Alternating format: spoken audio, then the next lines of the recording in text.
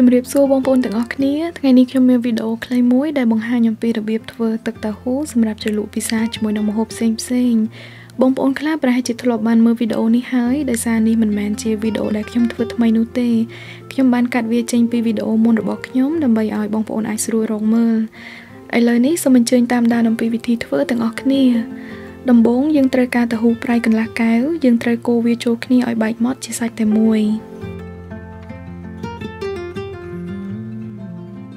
បន្ទាប់មកយើងត្រូវដាក់ស្ករ2ស្លាបព្រាបាយនិងទឹកក្រូចឆ្មា6ស្លាបព្រាបាយហើយត្រូវកូរវាចូលគ្នារហូតទាល់តែស្កររលាយអស់នៅពេលដែលវារលាយចូលគ្នាសព្វល្អហើយយើងត្រូវដាក់ទឹកដោះគោស្រស់ឬទឹកដោះគោឆៅចំនួន100មីលីលីត្រឬស្មើនឹង1វែកសម្លហើយនឹងប៊ឺសាបដែលរលាយទៅជាទឹករួចហើយចំនួន5ស្លាបព្រាបាយរួចត្រូវកូររហូតទាល់តែប៊ឺចូលគ្នាសព្វល្អទៅជាសាច់តែមួយជាមួយនឹងតៅហ៊ូហើយចុងក្រោយយើងត្រូវដាក់ម្ទេសនិងខ្ទឹមសតាមចំណង់ចំណូលចិត្តហើយកូរវាចូលគ្នាម្ដងទៀតគឺជាការស្រេចទឹកតៅហ៊ូនេះមានរសជាតិប្រៃជូរអែមនិងឈ្ងុយក្លិនទឹកដោះគោហើយនឹងប៊ឺផងដែរ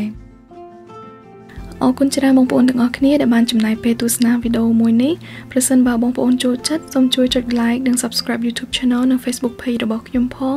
ហើយសូមជួយ share វីដេអូនេះឲ្យបានច្រើនផងដែរអរគុណច្រើនជម្រាបលា